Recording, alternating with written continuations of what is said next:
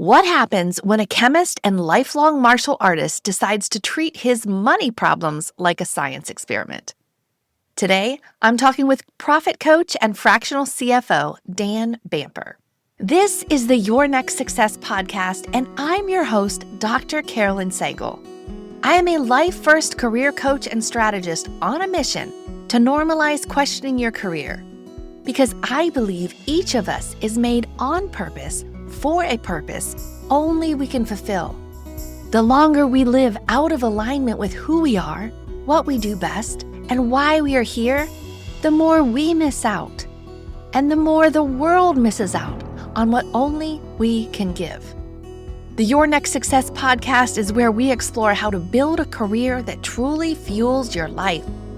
We talk about self-discovery, smart job search strategies, professional growth, and you will hear stories from people who have navigated big career transitions themselves, so you can create a life-first career and become your own version of authentic success.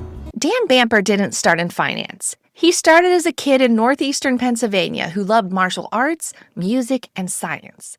That curiosity led him to a PhD in chemistry, years of teaching high school and college, and co-owning a martial arts studio that became a real business with real financial problems. When the dojo started bleeding money, Dan used the only framework he trusted, the scientific method. He taught himself financial systems, engineered a turnaround that added roughly $150,000 in a year, and then took that same process to build his next chapter. Today, Dan is a profit coach and fractional CFO and the founder of Black Belt Ledgers, where he helps seven-figure contractors and trades owners stop living paycheck to paycheck, understand their numbers, and start paying themselves like real CEOs. In this conversation, Dan and I walk through a full career arc that will feel very familiar to you if you've ever wondered, is this really it? In this episode, you'll hear how martial arts helped him through burnout in grad school and later became the foundation for a 270-student dojo and a different kind of leadership. The long, messy path from teaching and research to a high-impact role at a nuclear waste repository and then into a fractional CFO business. How he uses data, simple systems, and the scientific method to help business owners keep more of the money they make. And why sales feels different when you see it as problem-solving and service, and how that shift opens the door to both profit and peace of mind. If you have ever felt like you are good at your craft and still unsure where the money is going, or if you're wondering how your skills could transfer into a very different chapter, this episode will give you language, frameworks, and encouragement. Welcome, Dan, to Your Next Success. I've been looking forward to this conversation for a very long time. I'm so excited that the day is finally here. Me too. I know we've had this on the calendar for a little while now, so I'm glad we finally got to make this happen. Yeah, well, we're going to get into all the awesomeness, the huge success that you are now in many different ways. But can we dial it back a little bit? Tell me a little bit about childhood, like where did you grow up? What kind of things were fun to you? I grew up in northeastern Pennsylvania, kind of Pocono Mountains area. Oh, nice. I don't know if you're familiar with it at all. I am. I'm from Ohio originally, so it seems to me like some people would go take vacations there, or like somehow when I was getting married, there were all these ads of like the Poconos and heart-shaped hot tubs with roses in them. We didn't go, but it was just like, that's kind of interesting. Yeah. I know That's exactly the the extent of place my you're knowledge. talking about too. Yeah, it's mountains, it's beautiful. Apparently there's heart-shaped hot tubs. Yeah, so I grew up in northeastern Pennsylvania, and probably when I was 8 or so is when I got into martial arts. Okay. And originally I got in, my mom obviously put it in different reasons than I wanted to get into it for, but I wanted to be a Power Ranger. So nice. Yeah. Was there a particular color that you wanted to be? Oh, blue, 110%. Nice. So did you have any siblings? I did. I had an older sister. She and I were pretty tight growing up. So she was about 4 years older than I was, so she was already out of high school by the time I got there. But like, she and I were really close, especially during my high school years. She kind of ended up being mom for a little bit while my mom went back to school. Oh, okay. What did your mom go back to school to do? She went back to school for nursing. My mom went to for nursing when I was like 2 or something, or maybe even under 2, and would bring me to classes. So I don't know if it was like I'm partially formed to like higher education or what the case was. That's awesome. Okay, so your sister, even though she was 4 years ahead, she stayed in the area She did. then? Yeah. Yeah. Actually, she ended up starting her bachelor's degree in chemistry at the local university, kind of a little bit before mom started doing her degree in nursing. Interesting. Yeah. Interesting. Okay, and so as you're kind of going through school, so martial arts is a fun thing outside of school. How about Yeah. during school? What kind of things did you enjoy more than others? I loved math and science classes. I also loved music classes, particularly when I got to kind of late elementary school, early middle school. I switched over from clarinet to bassoon and really found a passion there that I was just like, this is amazing. I mean, bassoons are really cool. I started with clarinet because Yeah. I was in a small town Ohio farming community, and clarinet was cheaper than a lot of the other instruments, Yes. right? And Yes. it was, if you learn clarinet, then I could teach you how to play saxophone in a half an hour once you are getting ready for marching band or something of the sort. We Right. moved by then, but yeah, bassoon though, like such a cool sound. Kind of cool because I remember going down into like the middle school band director's office. He's like, does anybody want to try the oboe? And I was like, well, yeah, let's do it because clarinet's not really my jam. And he busted out this giant honking monstrosity that kind of looked like a bazooka you had to sit on. And I was like, well, what's this? He goes, well, this is a bassoon. I was like, oh, my mom's got one of those. Yeah, my mom Oh, was a bassoon player too. So it was one of those like, interesting. oh, And so then did you like use the instrument that she had and like get new pads and all that for it, or what I happened did. We there? updated it and overhauled it a little bit. It worked until probably about early high school for me, just because she had a long life, let's put it that way. But once that hit, then I ended up going to like districts, regions, all states. I even did a Yeah. national festival my senior year and did it all the way, even when I was in college. I ended up picking the university I was at because it was a great balance of science and music schools. Oh, so cool. Okay. All right. And so the university that you chose, was it close to home? It was about 2.5 hours south. So it Okay. was Westchester University, right outside of Philadelphia. Go Rams. The absolutely dynamite music program, one of the best chemistry programs in the state. They even had like a forensic and toxicological chemistry program. Oh, cool. Yeah. And just top notch across the board. Awesome. And were you still doing martial arts during all this time? No, not by the time I went to college. I couldn't find a school that I liked. And the other half of that is I also had to balance working a full time job while I was in school to kind of support myself and make ends meet and pay for everything. So it was one of those things where you kind of got to pick, is it the thing you're going to pay to do that's a martial arts thing, or is it going to be the thing that maybe brings you a lot of joy and helps you do cool stuff, which was the Absolutely. music side of things. Yeah. And so what kind of job did you have then? So I started off as a photo tech at the local Walgreens, Oh, nice. and ended up working my way over into the pharmacy because I thought I maybe wanted to go to pharmacy school for a little bit. Um, Working in a retail pharmacy rid me of that illusion very quickly. But Tell me more about that. Like yeah, what I loved the compounding side of things. I loved like the patient service side of things. There was a lot of great problem solving that went into the job, especially when I found a lot of the parallel skills. I ended up settling on chemistry for my major in college, um, and so there were a lot of parallel skills in compounding and everything else. So, like on the technical side, I was like, pharmacy seems like a great application of this in a way that's going to be meaningful. Um, but man, let me tell you, being used and abused in a retail pharmacy setting, like y'all be nice to your pharmacy techs because Mhm. they work their butts off. They hustle for little to no thanks in a system that's really broken on its own because the most Mm, important thing they say is patient care, but sometimes it feels like it's their bottom line and their payroll dollar. gotcha. Yeah. Gotcha. So you're working at this retail pharmacy and then going to school in your off hours and having this beautiful passion of doing chemistry related coursework. And did you end up getting like a minor or anything in No, music, or did you stay with it throughout college? I did. I even did it Wow. through grad school for a couple of years too, Oh, and very ended up cool. kind of hitting the burnout range. I was getting calls about every other week of, hey, can you come in and sub? Or can you come in? We need a second or a contra, or we need a principal for our concert we have coming up in 2 days. And it's like, there's too many. Yeah. Yeah. Yeah. Right. And you really Yeah. learn the value of saying no to protect your time. Absolutely. Yeah. Absolutely. So how did you choose where to go for grad school? Well, that's a good question. Originally, I thought I wanted to go down to OU to work with a natural products chemist because it was pharmacy adjacent. It was drug Hmm. design, natural products discovery. Um, and I quickly found out that that lab is a lot more about structural identification and separations.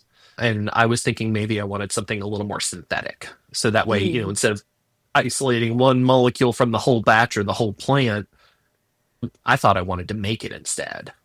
Okay.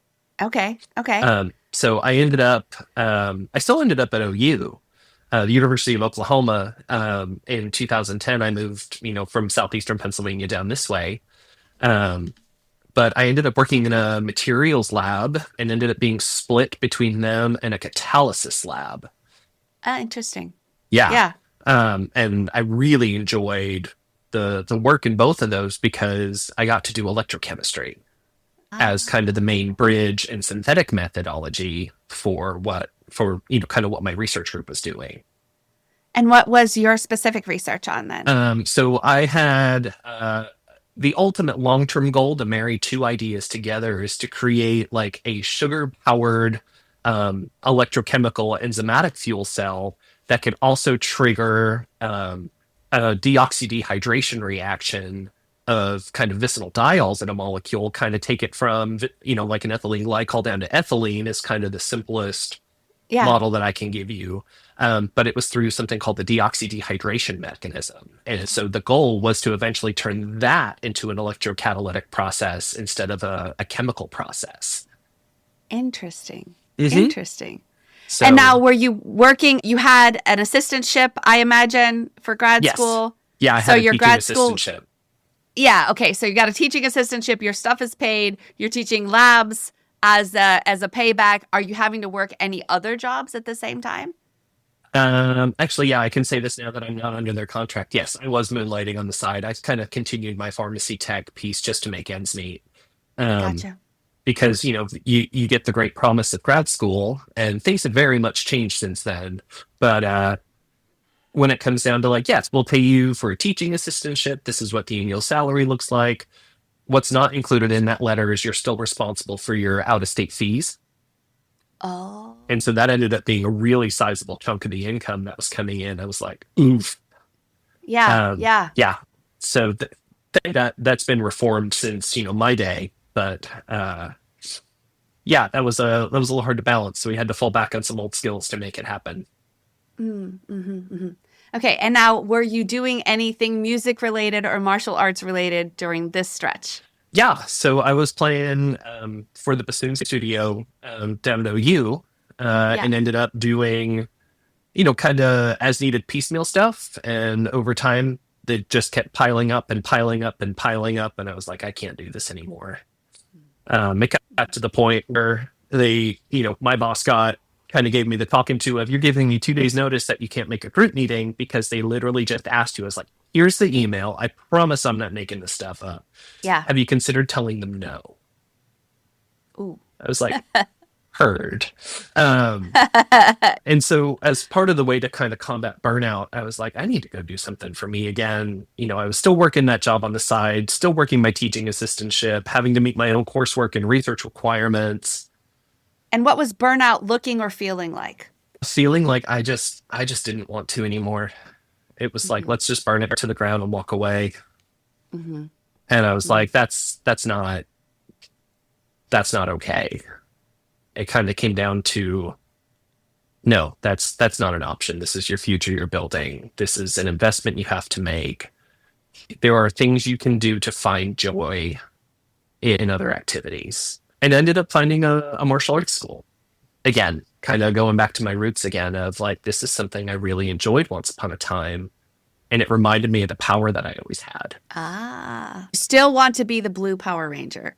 Oh, yeah, I'm 37 and I still want to be the Blue Power Ranger. Like, come on. That's awesome. Okay. All right. So you're realizing you're kind of burned out by the monotony and the day to day of life. And grad school, let's just go ahead and be honest for anyone It's listening hard. who's still in grad school. It is hard and it is an obstacle course. And while you're in the course, the obstacles move. Yes. That's basically the analogy. It's not And like, yeah, not just the obstacles, the finish line. the finish line completely Everything moves too. moves. Yes. And honestly, Yes. even in the starting point moves. So you might have already left the starting gate and they're like, oh, by the way, here's the starting gate again. What? It's been 2 years. Yes. Yes. That's the thing. And then you're in there and you're kind of stuck. And then you're like, well, I guess I need, because if, there's that thought of, well, if I leave now, I just have a bachelor's degree. So then what was all this for? And then Exactly. there's some people that do choose for a variety of reasons to perhaps modify their educational plan and get a master's degree for many, many reasons. Yep. And then even beyond that kind of possible stopping point, it's like, well, if I leave now and I didn't do that, I just have a bachelor's degree. Yeah. So, And the other side of that, like there's a big psychological side because then it turns into like, there's a big part of me that said, don't give up on yourself. And I think that's the big push because there were even more obstacles that came up kind of throughout the journey then because martial arts kind of ended up replacing music on the passion side again. okay. I ended up training at a school for a little while, really found a good community and a space there, and ended up that's what replaced my pharmacy tech job was teaching martial arts. And did that bring you more joy than the It pharmacy did. tech job? Oh, yeah, because like I got to be in there. Like I've always said, like even when I was in high school, it's like, man, I would love to teach. And I did. When I got to grad school, I loved my teaching assistantship. I got to actually run the large lecture classes, like instructor of record. Um, and and then when I got to go teach martial arts, I was like, this is a mission. This is impactful. I still say a lot of the things my instructor did as a kid for me, like my sensei, he was so instrumental in shaping me into who I am today. Mm. Because the challenges, the support, the accountability, and just kind of like this constant belief that you just had to choose to. Yes. Yeah. I remember our kids, we got them involved in taekwondo. I'm thinking we're invited to a birthday party. Then they were switching ownerships. So I'm like, okay, we're invited to a birthday party. They're switching ownerships. They are offering 30 days plus uniforms. So this was September. My kids were 5 and 8. And I'm like, what a rock awesome way to get matching family Halloween costumes. Sounds great. Yes. Sign me up. Okay. My 5-year-old decides at a ripe old age of 5, I'm going to become a black belt at 5. My Yes. husband already had a black belt from prior to meeting me. So Hmm. he's all in and signing in. And then we're like, we'll just do it as a family.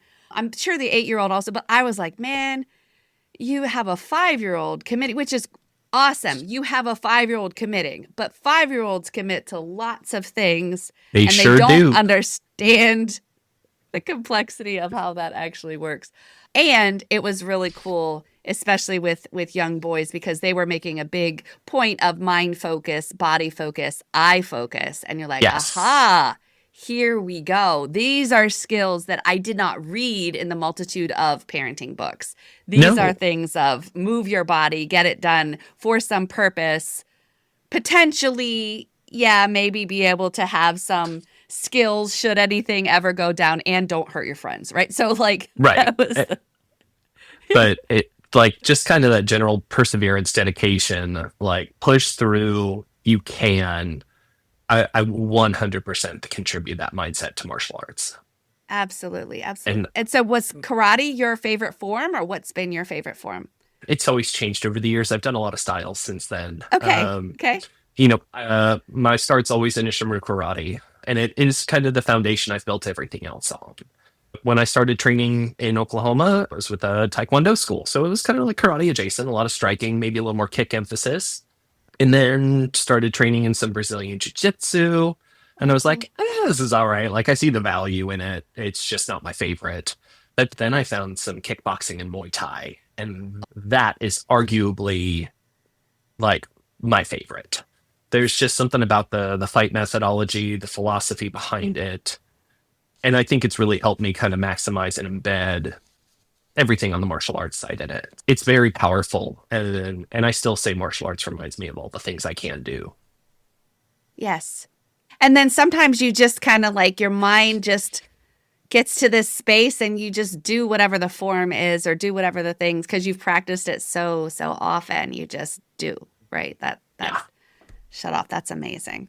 Okay, so you're going through grad school, you're realizing you need an outlet, you find that outlet, then tell me about kind of finishing grad school and then what happened. Oh, okay. So the obstacle course changed again because I ended up working at the martial arts school for about maybe a year and a half. And then we ended up with an opportunity to go open our own. And so in my 5th year of grad school, as I'm starting to write my dissertation, I open a martial arts school. How'd that come about? How did that possibility become a dream, become a reality? Because you're a grad student, right? Yeah. With I'm a still grad out of student. state fees. Yeah. Yeah. Or maybe still not out by of that state- time. Yeah. No, still out of state fees. And so it turned into like, I had a very small emergency fund that I had worked up and built up, and we bootstrapped hard. We found a small space to kind of work in and rent. And who is we? So I have 2 other business partners that I'm still with today, Kevin and Bridget. And so the 3 of us kind of took what little bits that we had, and we opened it up. And how did you And meet them to become trusting enough to become business partners? We were all teaching together at that school. Ah. And so when we ended up parting ways, that's a whole different story for another podcast. But we ended up finding out that instead of buying the business from kind of the current owner, we were like, let's just go open our own. It can't be that hard, right? Famous last words. But no, we bootstrapped it and we made it work. So we did a lot of pre-enrollment sales. We did a lot of kind of grassroots guerrilla work to just get out there and meet people and host events and spread the network and everything else. We had a very supportive group of folks when we first opened. Absolutely amazing. And we were able to open our doors with 33 students. Wow. That's pretty impressive. That's really impressive. And so, and just to fast forward to now, are you still with you're still with the same business partners? And Still our the business same now location? No, we've grown. We moved into Yeah. a much bigger spot, but we're at 270 right now. Wow. And how many years has that been? We're coming up on 11 years in March. Wow. That's amazing. Yeah. How many students do you think you've impacted? Thousands. Yeah. It's different because the other part is, when you do the competition circuit and you meet the other students there, and they're the ones that come up and say, hey, watch this, look at me. What do you think? I've been working on this. We talked about this last time. And so it's not just, kind of your own students. It's the network you get to meet too. That's so cool. Yeah. And I've been fortunate enough where other instructors trust me with their kids to come in and run a seminar or 2 for them even. That's so cool. Yeah, it's been a genuinely humbling and empowering experience to do that.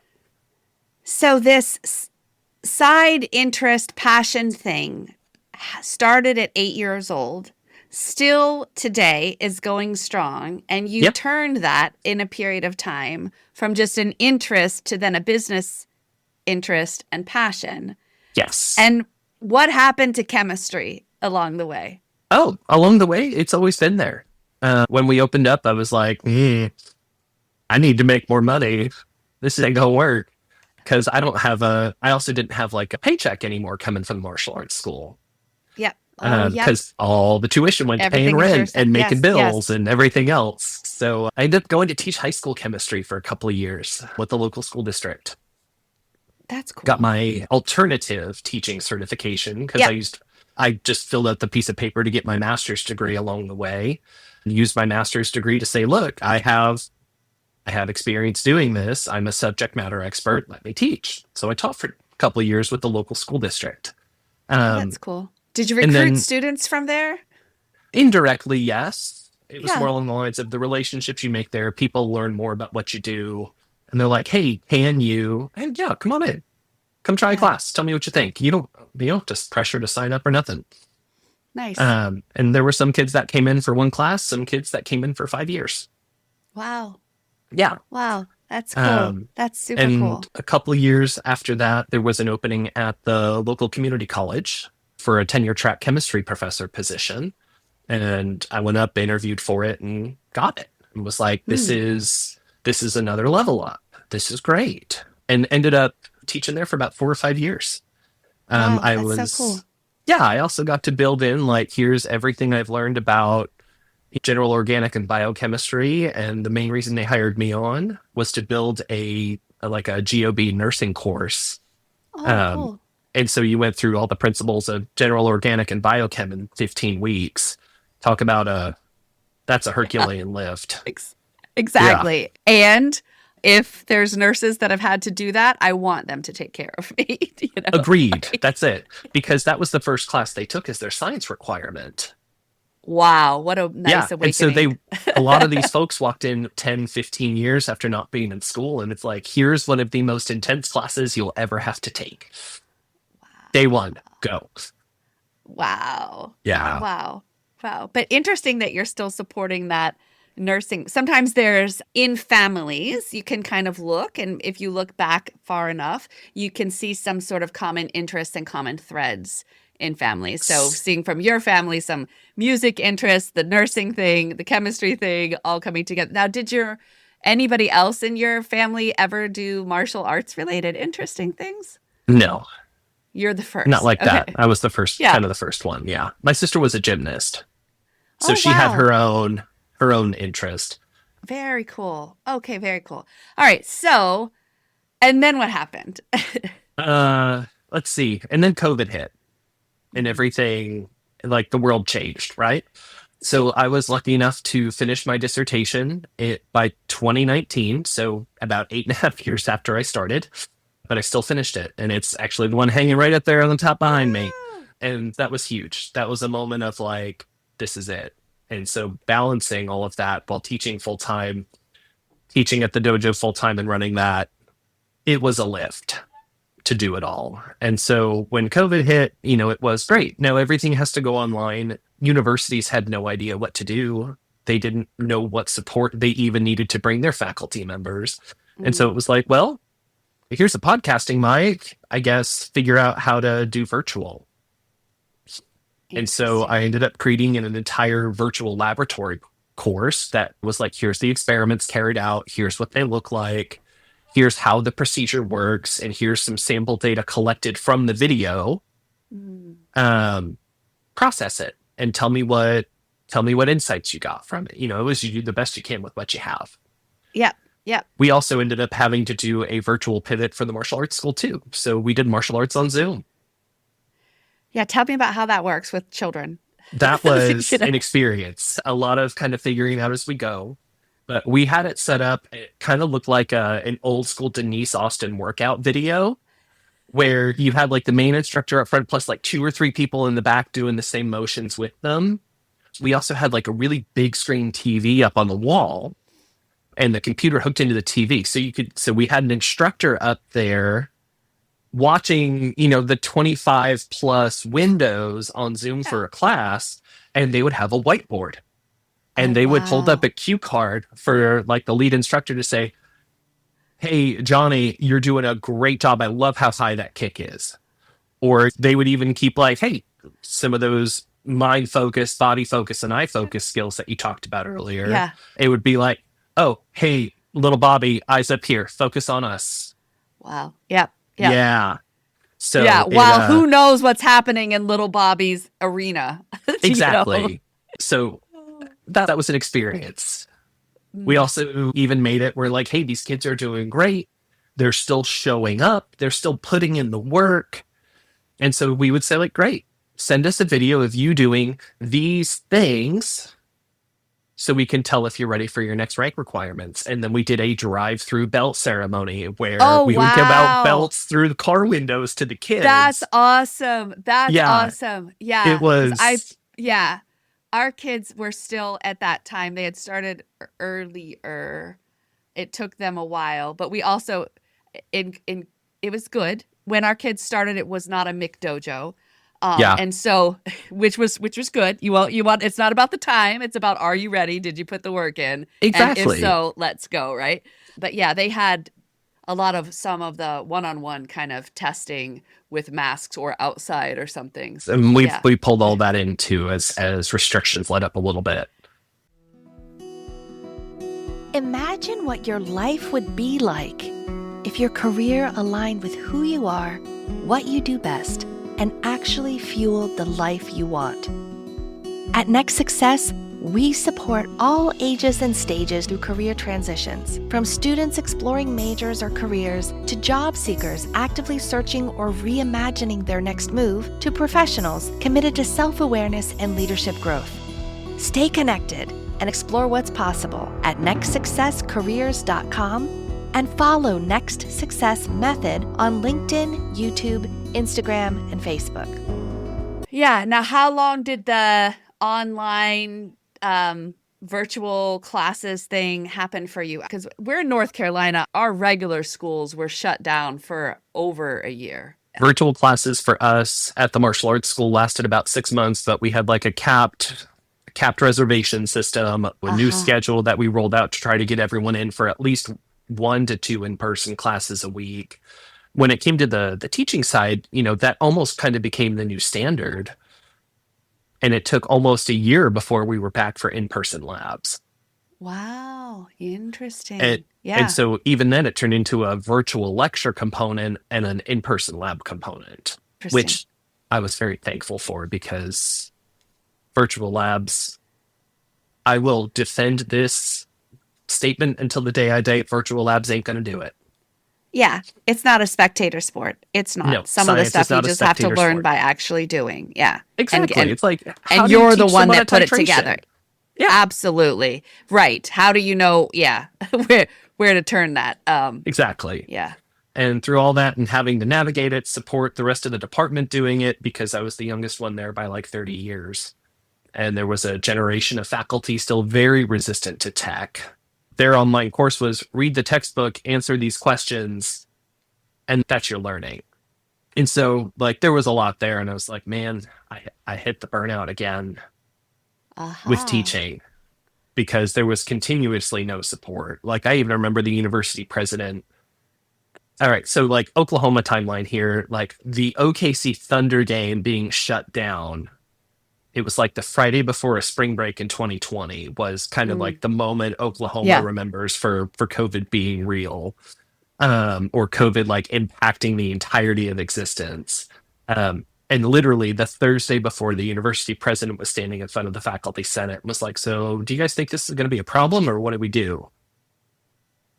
And I was like, we have plans A, B, and C at the martial arts school ready to go, because this is our business. Yep. And, They're what do you mean figuring you that on don't the have fly. one? Yeah. And so my martial arts school kind of guided the university's online policy strategy. Even bigger impact that you're Yeah. making, though. That, and there is something to be said for process improvement and continuously looking for that next thing, data-driven faculty teaching guidelines. But when it's the same class every semester for years, it ends up feeling monotonous, and like there's nothing, kind of sucks the fun out of it, Yeah. Yeah. And so at that point, it was like 21, I started looking for other opportunities. What interested you at that time then? What did you choose to do? Anything that got me out of teaching is the embarrassing answer there. Anything that got you out of teaching chemistry, right? Like not the martial arts side? Or were you also burned out on the martial arts side? I mean, we all had felt a little bit of burnout at that point, because it really, like, teaching to a screen is not nearly as much fun as teaching to people. And that's just the rule across the board. It doesn't matter if it's science, martial arts, physical ed, anything along those lines. But I ended up putting in an application to the general physical scientist pool with USA Jobs and ended up getting a phone call from Carlsbad, New Mexico. And the manager on the line was like, "Hey, I got your application. I work for a deep geologic nuclear waste repository in southeastern New Mexico. And between your experience in business, teaching, and your PhD in chemistry, I think you'd be a great candidate for our waste characterization manager."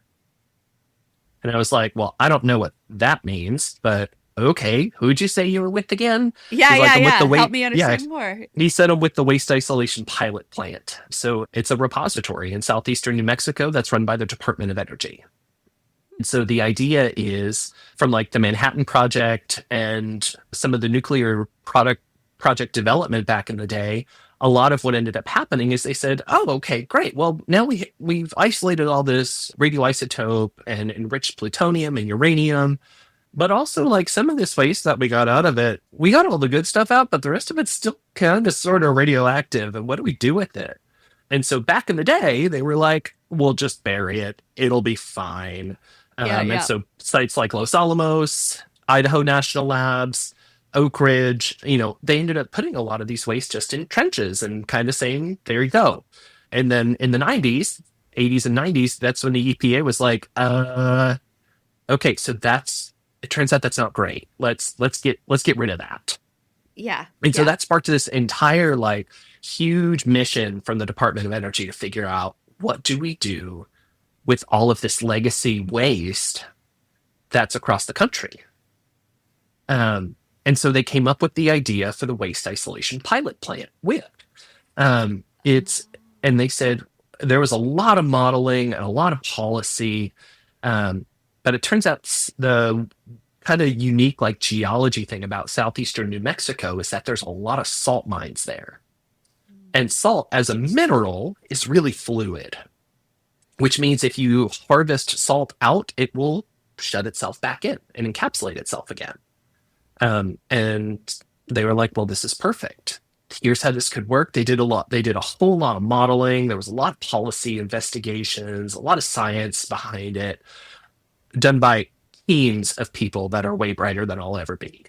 And so they came up with the Waste Isolation Pilot Plan, and they created a set of waste acceptance criteria and analysis plans and everything else to take all that legacy waste from the national labs and safely place it in a salt mine. Interesting. Yes. Interesting. And so, how far was that from where you were? Did you have to go there? It's about Or, 450 miles away. Yeah. So Yeah. yes, I ended up talking to my business partners and was like, "I have this insane opportunity that is going to change my life forever." Because I went from being a tenured community college professor who was, maybe somewhere in the 50s in terms of salary, and I was offered a GS-14 level position with the U.S. Department of Energy. And what does that mean as far as like for regular people that don't know what that salary band looks like? More than double. Like that's a life-changing Absolutely. opportunity. And so I talked to him and we worked it out, and it was like, okay, if you're going to, if this is something that can go, and we restructured and pivoted and adapted a little bit. And so you moved or you traveled? I moved. Wow. Yeah. And then what happened to the martial arts business while you were not there? Yeah. While I wasn't there, I was like, I still want to contribute. I still want to take care of my business, make sure my baby's taken care of. And so that's when I started learning how to be a CFO, because I understood data. And I was like, oh, there's money is a data set. Well, I don't know how much about this is built yet. Well, let's go learn. So I learned about financial accounting. Interesting. And this is so cool. It's like you're seizing opportunities that are allowing you to build new skill. Like, oh my gosh, this is amazing. That's it. Okay, so you're driven by this life-changing career opportunity to both do good and make an amazing amount of money to help you in your future. Yes. Now you have the need because you're still committed to this business. So what can I do to help the business while I'm not physically there? I guess I'll learn CFO skills, accounting skills. And so then what happened? So while we were away, or while I was away, like I learned a lot about not just the chemistry side of things from like a Resource Conservation and Recovery Act perspective. And then just for context there, that's called RCRA, is kind of the acronym for it that you'll hear the waste field talk about a lot. And that's the main legislation that is enforced by the Environmental Protection Agency. So it was a Aha. lot of environmental and regulatory compliance and building programs that meet those requirements. So that way they can identify, hey, this waste is safe to in place according to the acceptance criteria, safe to transport according to DOT regulations. And I saw all of a sudden, like my understanding of, oh yeah, I get how systems work. I get how systems work now because they just work within a small organization. It talked about how, you know, you have this facility, WIP, owned by the Department of Energy, the Environmental Management Office, but, with Los Alamos, it's owned by the NNSA, the National Nuclear Security Administration.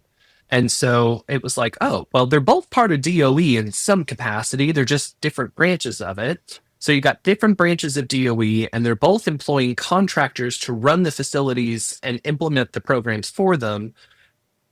And so you had to learn how to talk to your contractor, when to talk to theirs, and then when to talk to their field office to ask them, hey, can you have your contractors do this for us? And it was about, here's how we can build programs that other sites can implement to meet our requirements, to meet any state and local environmental, transportation, any other requirements by other stakeholders. And of course, use my chemistry background again as the technical person in the office to go, yes, that method of testing or experimental nature does meet the requirements, and here's why. Or this experiment does answer the questions we have about the waste. Interesting. Yes. Super So interesting. yeah, Super interesting. Yeah. really cool job. And I traveled a lot because of it. So, I got to go out to like Oak Ridge National Lab, Los Alamos, Idaho, places where they had these huge, like impactful parts of our history and still have some of the most cutting edge science to this day. Mm.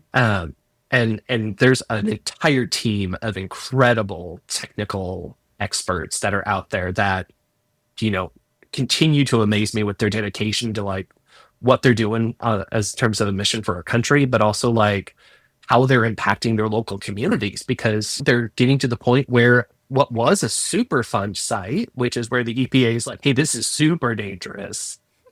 We can't have this here anymore. They Right. did the work and they de-escalated that and made it no longer a super fun site. And so they're cleaning up the country. They're, creating new science, but they're also having to do it all on a budget that is like minuscule because nobody cares about trash. Right. Right. Until 20, 30, 40 years later, then there's clusters. And then they wonder. Even then, it's like, well, we don't want to spend $30 million on this cleanup project. Can we do it for $3 million? Oh, let's get creative. And again, they've been able to do some absolutely amazing things. And there's been a lot of cool science that's come out of the necessity for waste. Yeah. Interesting. Okay. And so then you at some point left that phenomenal opportunity. What led to that? What led to you saying, I think I've had enough fun. Thanks all. And now. The old joke about corporation work where it's like the reward you have for great work is more work. Yes. I ended up covering about people's worth of work, and there wasn't an end in sight to it. Got you. And so I was like, I'm stretched too thin. And honestly, I miss home. Yeah. I miss my school. I miss my team, my community there. And so I ended up, working it out with my field office where I was like, hey, I don't really want to live here anymore. I don't like this area. There's nothing here. I have to travel all the time. And I ended up leaving the field office and shifting over to the technical support contract. So I'm still kind of indirectly involved with that project, but more on the technical support side, which lets me work remotely. Gotcha.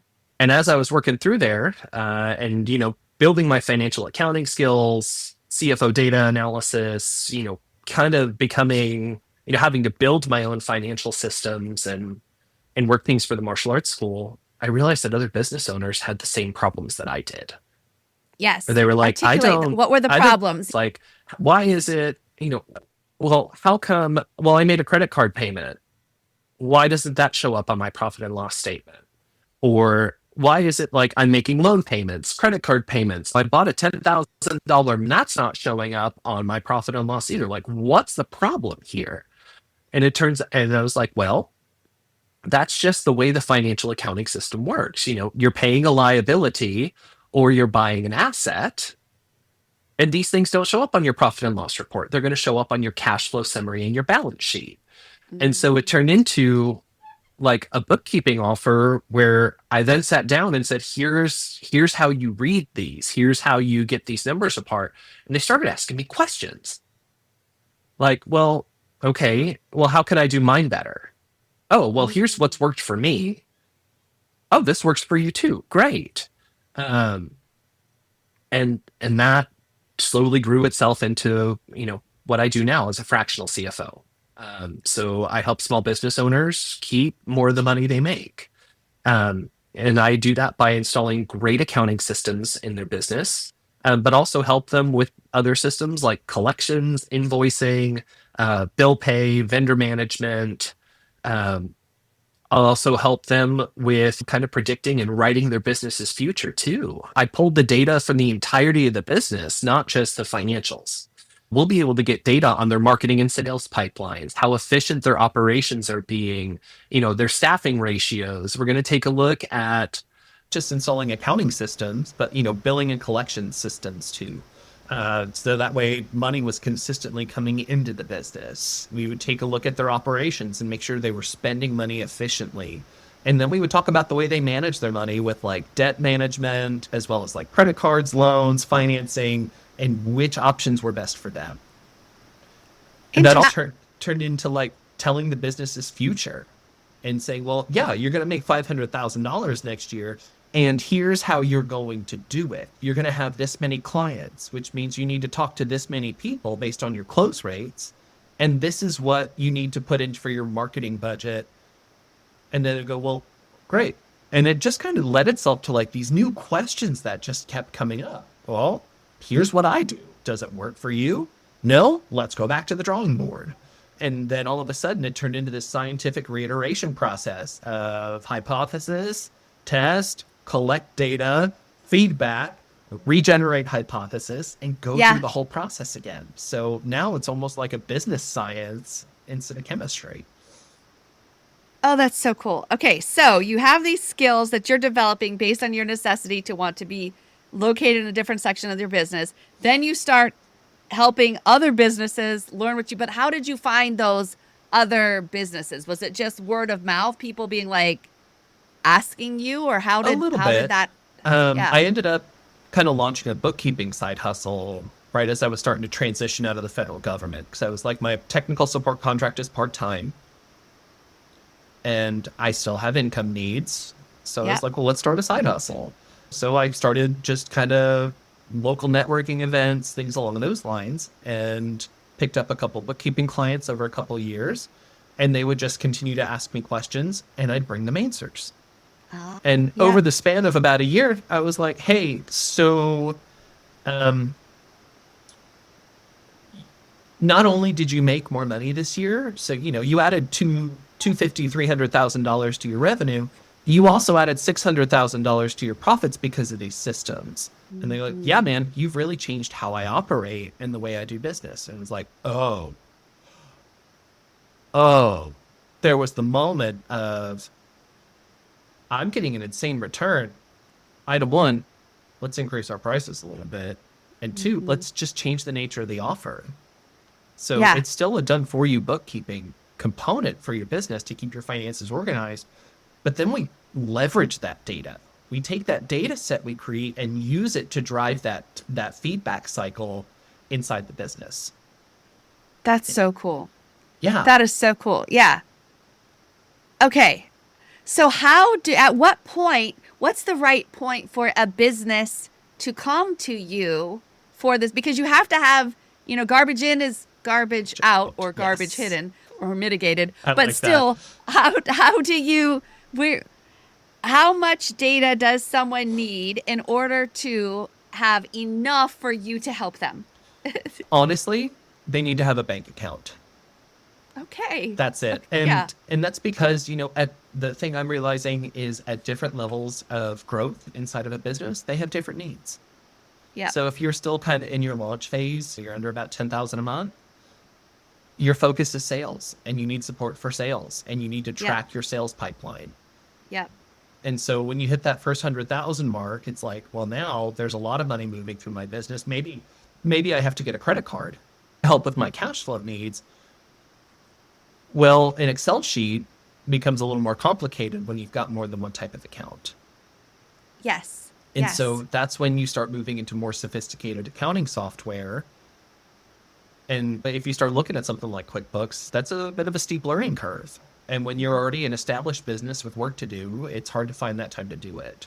Yes. So I always advocate, usually when you hit around 75, 100,000 is when you should start outsourcing your bookkeeping for a little bit. Mm-hmm. And whenever someone outsources their bookkeeping, I can do their books for them, or we can add on what I call like my small business accelerator. And so that means that, hey, you get your bookkeeping done for you, and we're going to get a growth plan as a done with you. And so it's almost kind of like a bookkeeping and a business coaching offer all in one that makes the data really crystal clear so they understand the story. And how much and so what if someone is outsourcing their bookkeeping stuff, what do they send you for you to then make sense of it? How Usually- much stuff do you have to keep track of, actually? That's a great question. So the way I work it with my clients is I kind of have like a standard questionnaire. I consolidate everything into a very simple dashboard that says, here's the way your business makes, spends, and manages money. And so if they send me their bank and credit card statements at the end of the month, I can generate everything I need for the spending and managing money part, like with profit and loss, things along those lines. And all I do is send them a simple Google form, and they're going to create, and I help them create like a weekly financial ritual where they're tracking any important information about their sales pipeline.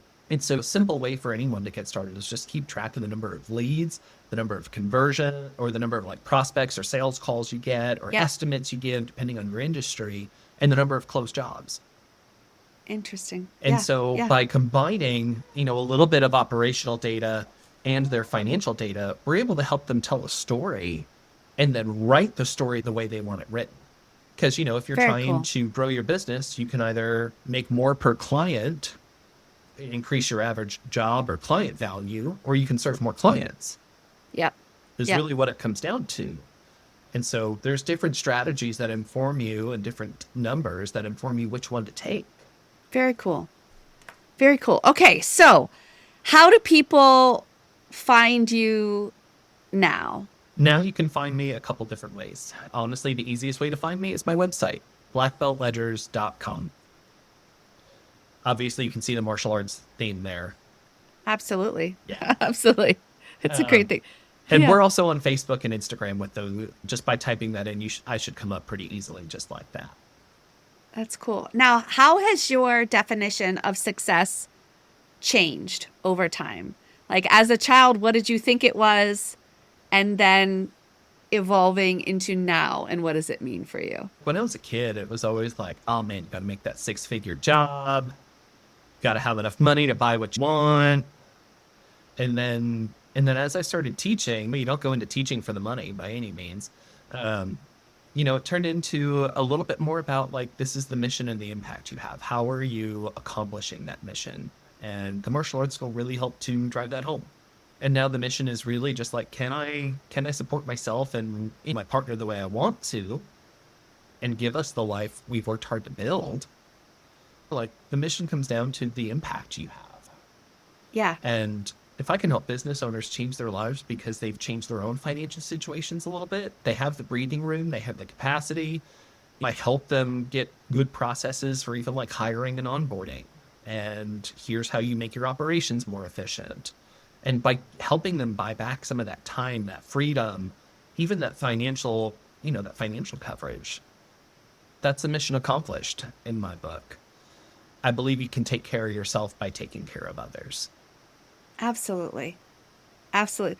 This has been so exciting. I love how the data, because that's the thing. Sometimes people, when they're considering pivoting from chemical related careers, heavy science related careers into something else, they're like, well, if I don't, then I won't be a scientist anymore. And I'm like, no. Like, the way that I frame everything is within the scientific method, and Yes. that can go as a foundational element to launch so many different ways. So I love the way that you've taken your scientific training and continued to add skills along the way, seizing opportunities, taking risks, and also having this weaving theme of teaching others, helping them, so that and in teaching others, you're getting stronger in the concepts yourselves to then be able to level up and continue to offer the next thing and in iterations. I'm fascinated. It kind of goes back to the one thing my boss always talked about in grad school was like, what's the fundamental question you're answering, or what problem are you solving?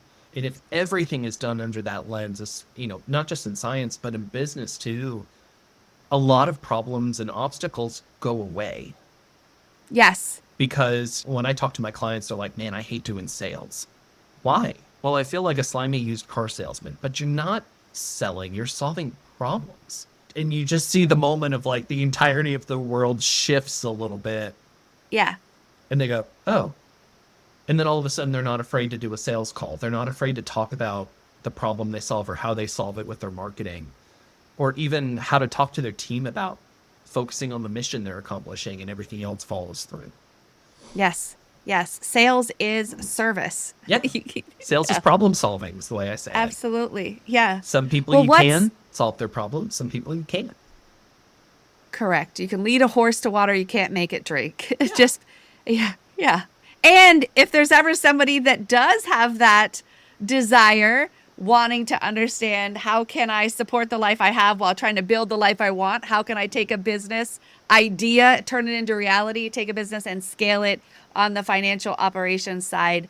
Dan is your man for sure. Yes. Excellent proven systems in many different arenas. So what is next for you?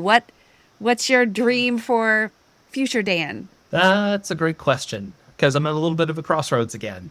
The Black Belt Ledger side is doing well. And again, those systems and frameworks are in place, and I'm able to make a pretty good impact locally. Yeah. I actually had a colleague of mine that I used to teach with. She made an introduction to an executive director of one of the state agencies here in Oklahoma. And they have a need for a chief science officer that helps build policy, drives laboratory compliance regulations, oversees a public health aspect, and starts to weave all of those things back together. And I'm like, ooh, this sounds like an opportunity. Absolutely. Yeah. Like a fascinating opportunity. Yeah. Gather as much data as you can, make a data-driven decision, and see what's up. Well, I'll look forward to kind of following up with you and seeing and then what happened. I've actually gone through 2 interviews for the position already, and now we're waiting in the limbo of what's it look like to move forward. Interesting. Well, I wish you definitely all the best. Thanks. With that. And thank you so much for your time sharing with your next success. Again, anyone, please contact Dan. He's a wealth of information, beautiful help, wants to just make a big impact and apply all these things to help you and your business grow as well. You got it. Thanks so much for having me today. This was a great time. Thank you, Dan. Dan, thank you for sharing such a grounded look at what it really takes to move from I am burned out and overextended to I am building systems that actually serve my life. I appreciate how clearly you showed that scientific training, martial arts discipline, and teaching experience can all become fuel for a completely new lane, and how you broke money down into something we can work with, not something to fear. If you want to learn more from Dan and get support with the financial side of your business, head to his free school community. You'll find links in the show notes. And as always, if this episode encouraged you, please share it with a friend who needs a reminder that their skills are more transferable than they think. Make sure you're following the Your Next Success podcast so you never miss an episode.